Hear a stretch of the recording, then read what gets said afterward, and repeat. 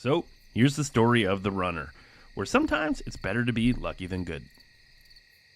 Piper's a magnet for skunks, and this time of year, I have to escort her out to clear the yard before I'll send her back to do her business. If you've ever washed skunk spray off your dog at 2 a.m., I think you'll understand why I choose this route. As I made the corner, I accidentally splashed the wall with my IR, kind of temporarily washing out the optic.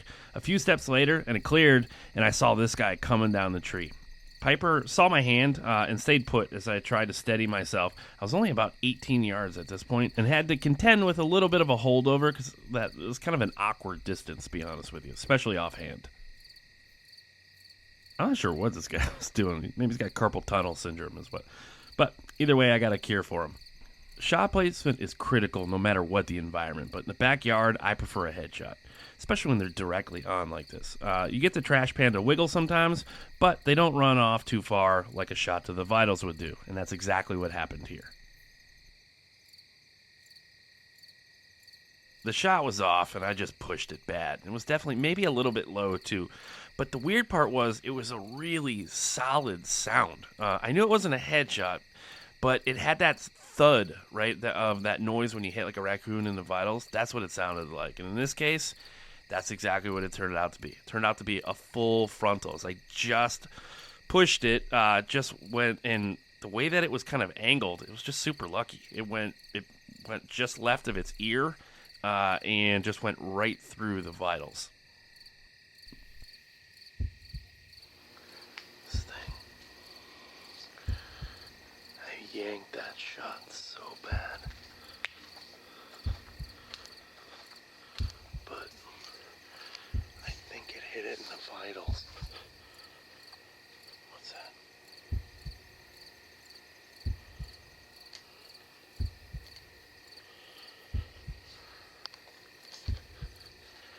Got my white light on.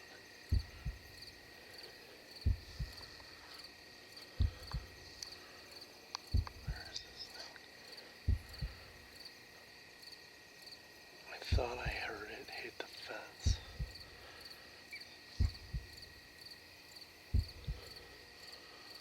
What was that?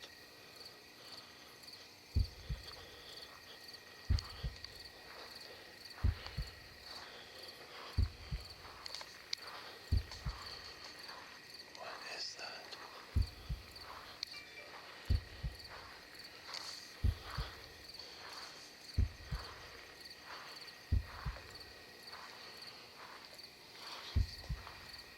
Jesus. I think it went out right here.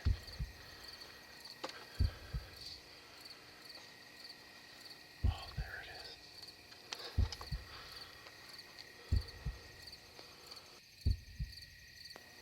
I think it's done. Let me zoom in.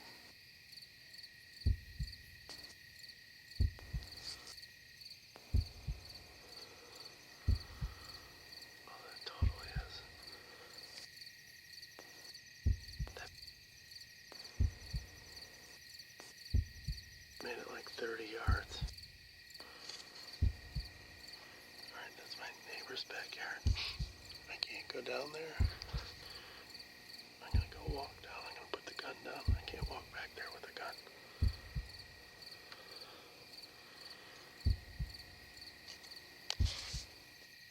That neighbor has chickens right there on the other side of that fence, so I'm sure they would have been cool with it. I just didn't want to be testing that theory at 2 a.m. With a Leshiy across my chest.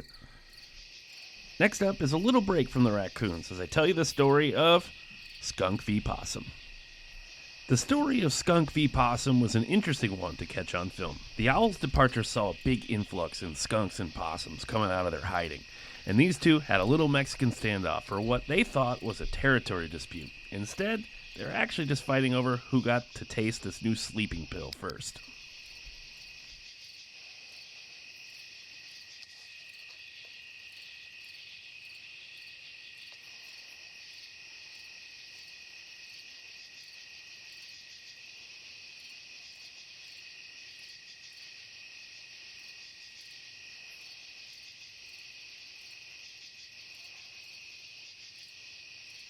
Clearly, that possum didn't want any of that ass smoke, so it ran off eventually. And after their little standoff, I followed the skunk, waiting for it to pause long enough to hard punch it. I highly recommend not taking a headshot with skunks, by the way. At least not if it's in your own yard. If it's in somebody else's, especially if you don't like them, boom, headshot away, as they will spray like crazy. You slip a little shot into the vitals, they don't really know what happened. They just stand there for a second and then kind of move about their way. They usually walk off just a bit, maybe 10, 15 feet, and then they collapse and take a forever nap. And that's exactly what happened here.